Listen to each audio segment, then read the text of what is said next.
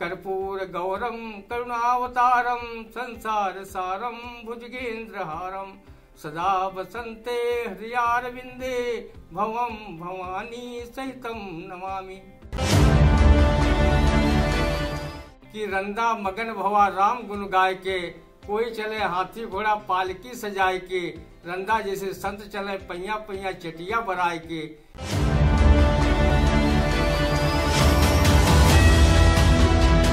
नमस्कार, मैं उदय चौहान आपका फिर हाजिर है आई इंडिया के साप्ताहिक खास प्रोग्राम रंदा में। हमारे साथ मौजूद हैं वरिष्ठ पत्रकार कवि एवं रंगकर्मी ज्ञान प्रकाश सिंह प्रतीक। विधानसभा चुनाव का सीजन चल रहा है। 10 मार्च को मतगणना होनी है और 23 फरवरी को सीतापुर में चौथे चरण में मतदान के बाद से हर कोई यह गुड़ागुड़ी लगाने में जुटा हुआ है कि आखिर यहाँ की जो 9 सीटें हैं उनमें से किस सीट पर कौन जीत रहा है।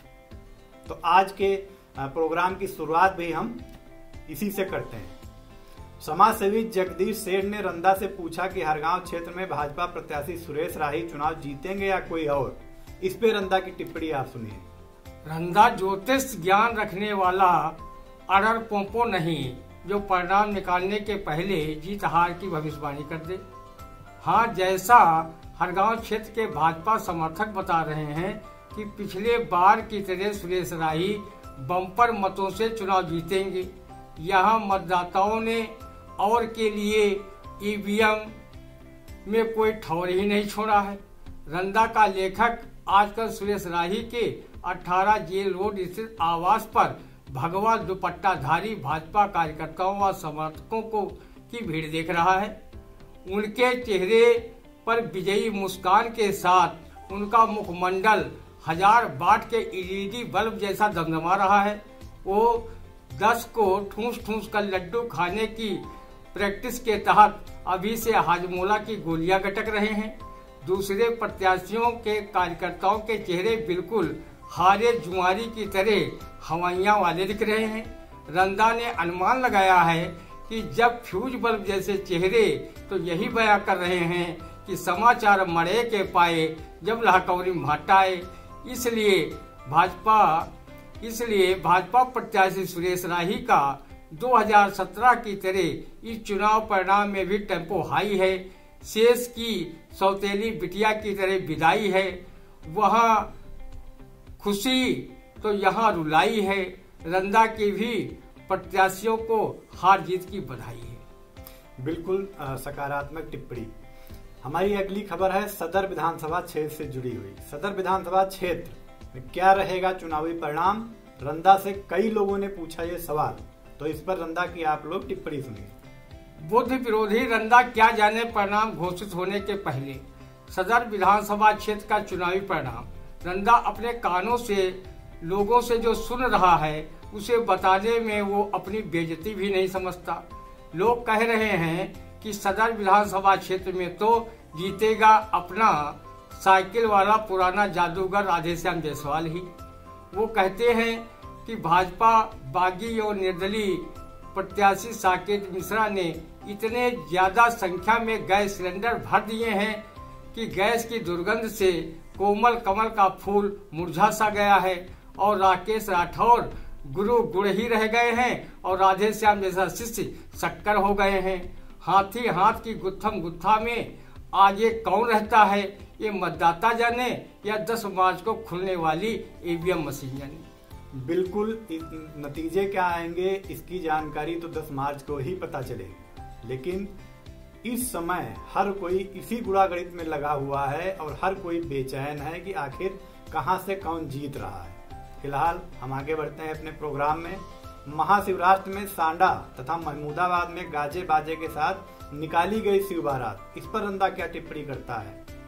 देवादेव महादेव के बारात में वही शिव भक्त गाजे बाजे के साथ शामिल हुए होंगे जिन पर भोला भंडारी की असीम कृपा होगी। इस बारात में रंदा सरीखे भूत प्रेत पिशाच बैताल डंकिनी शंखिनी भी शामिल होते तो शिव बारात का सौंदर्य कुछ और बढ़ जाता। रंदा का लेखक अपनी कदकाठी रंग रूप की वजह से अपने को जीवित रहते हुए भी भूत पिशाच से कम नहीं मानता। रंदा का लेखक आज के 3 साल पहले जब गंभीर रूप से बीमार होकर अस्पताल में भर्ती हुआ था, उस समय उसे बचाने में चिकित्सा टीम के साथ साथ ऊर्जावान पत्रकार व छोटे भाई हिमांशु सिंह मोनू, पंकज सिंह गौर, राजेश मिश्रा, पूर्व केंद्रीय गृह राज्य मंत्री रहे रामलाल राही तन मन धन से सेवा व मदद न करते और कवि साहित्यकार शुभचिंतक गण दुआएं न देते तो वो भी भूत प्रेत की श्रेणी में शामिल होकर शिव बारात में गांजा भांग खा पी कर कथक व कैबरे डांस कर रहा होता। भगवान शिव रंदा के लेखक का जीवन बचाने में मदद करने वाले सभी बंधुओं व शुभचिंतकों को दीर्घायु रखें, वो सुखी जीवन जिए। रंदा का लेखक रंगकर्मी भी है, इसलिए वो प्रेत योनि में डांडिया बिहू नृत्य करता। उसके नृत्य के आगे फिल्म अभिनेत्री हेमा मालिनी व माधुरी दीक्षित पनाह मांग जाती। रंदा भगवान शिव के ससुर हिमाचल से खूब अवभगत कराता तथा भगवान शिव और पार्वती की शादी देखकर अपने 7 जन्मों के पाप को धो लेता और खुशी मन से दोनों की स्तुति इस श्लोक से कर पूर्व का भागी बनता। कर्पूर गौरम करुणावतारम संसार सारम भुजगेंद्रहारम सदा वसंते हृदयारविंदे भवम भवानी सहितम नमामि। जी, सीतापुर जीआरपी टीम ने 10 बच्चों को भीख मांगते हुए पकड़ा, किया चाइल्ड लाइन के हवाले। इस पे आप रंदा की टिप्पणी सुनिए। 10 बच्चों को ट्रेन में भीख मांगते जीआरपी ने पकड़कर चाइल्ड लाइन में हवाले क्या किया, मानो उन्होंने एवरेस्ट पर्वत उठाकर अपनी पॉकेट में डाल लिया।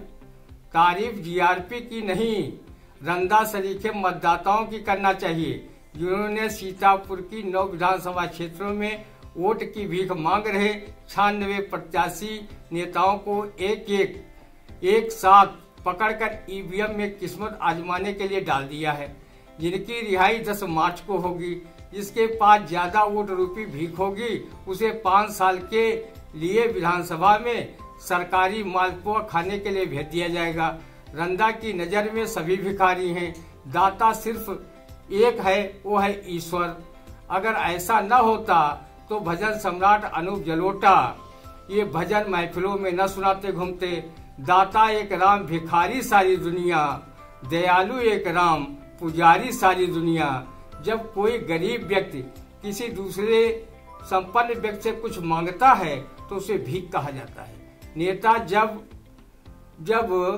जब भिखारियों तक से जब कुछ मांगता है तो उसे वोट कहा जाता है, और जब धनी व्यक्ति किसी बड़े धनी व्यक्ति से किसी धर्मार्थ व सामाजिक कार्य के लिए धन मांगता है तो उसे चंदा कहा जाता है। भीख का भी अपना एक स्टैंडर्ड होता है। डिजिटल लेन देन के चलते भिखारी पेटीएम से भी पैसा स्वीकार करने लगे हैं और बदले में दुआ फेसबुक से देने लगे। जी बिल्कुल, तकनीक ने काफी इजाफा कर लिया है। 84 कोसी परिक्रमा में हाथी घोड़ा पालकी के साथ बिखरे श्रद्धा के रंग। इस पर रंदा की टिप्पणी आप सुनिए। ऐसे श्रद्धा के रंगों को देखकर रंदा ये कहने में गर्व महसूस कर रहा है कि रंदा मगन भवा राम गुण गाय के, कोई चले हाथी घोड़ा पालकी सजाए के, रंदा जैसे संत चले पैया पैया चटिया बराए के। इस 84 कोसी परिक्रमा में ऐसे हाईटेक जलवाधारी संतों का दीदार कर रहा है जो राइफल, बंदूक, तलवार, फरसा जैसे प्राणघातक हथियार लेकर चल रहे हैं, मानो वो परिक्रमा में नहीं रूस यूक्रेन युद्ध में भाग लेने जा रहे हों। रंदा उनके स्थान पर होता तो वो शस्त्र के बजाय वेदों व शास्त्रों को ज्यादा महत्व देता, वह सोटा लगोटा से काम चला लेता और परिक्रमा का पूर्ण लाभ अर्जित कर लेता। जी, शस्त्रों को घिसकर पी गए थे महर्षि दधीच। इस पर रंदा की टिप्पणी आप सुनिए। आज के युग में होते तो उन्हें शस्त्रों को घिसकर पीने की कोई आवश्यकता ही नहीं होती।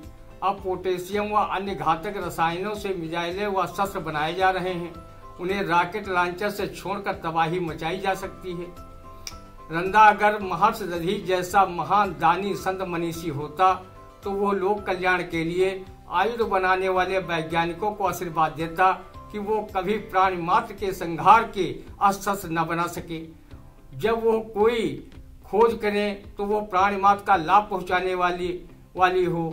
युद्ध में प्रयोग होने वाले अस्त्र शस्त्र न सिर्फ प्राणिमात्र का संहार करते हैं, बल्कि वो मानव सभ्यता, संस्कृति और पर्यावरण को नष्ट करते हैं। महर्षि दधीच के त्याग, बलिदान व तपस्या व दान को रंदा सत प्रणाम करता है। जी बिल्कुल। शिक्षकों ने छात्र छात्राओं को दी सलाह, बोर्ड परीक्षा में न ले तनाव। इस पर रंदा क्या कहता है, आप सुनिए। गुरु जी की ये सलाह रंदा सलीके छात्र छात्राएं अपने सिर माथे ले रही हैं। उन्हें पता है कि परीक्षा में नंबर तो गुरुजी ही देते हैं, कोई छात्र छात्रा नहीं। वो तो परीक्षा की अपनी औपचारिकता पूरी करते हैं। पढ़ने लिखने में अपने को हीरो बटे जीरो समझने वाले छात्र छात्राएं भी बहुत खुश हैं कि चलो गुरुजी, आज का स्टूडेंट कॉपी कोरी अंक 100% की उक्त को भी साकार कर देंगे। वैसे गुरुजी कोरोना काल में जब 1 साल से अधिक समय तक कॉलेज का मुंह नहीं देखा, तब टेंशन नहीं लिया। अब क्या खाट लेंगे? ऑनलाइन शिक्षा के समय जमकर मोबाइल पर मनोरंजन वाले कार्यक्रम देखे, एक दूसरे को फेसबुक या संदेश भेजे, खूब सेल्फी ली। अब काहे की टेंशन? हम जानते हैं कि ये संसार परीक्षालय है, प्रश्न नए आते हैं, गुरु का आशीर्वाद साथ है, हम क्यों घबराते हैं? जी बिल्कुल। IIT कानपुर के शोधकर्ताओं ने कहा कि 22 जून के बाद आ सकती कोरोना की चौथी लहर। इस पर रंदा की क्या टिप्पणी? जून जुलाई में उत्तर प्रदेश में नगर निकाय के चुनाव भी आ रहे हैं। ऐसे में कोरोना अनुपस्थित रहे, ये भला कैसे हो सकता है? पहले दूसरी तीसरी लहर में कोरोना बिहार, बंगाल, उत्तर प्रदेश विधानसभा चुनाव सहित पंचायत व अन्य चुनाव संपन्न कराए।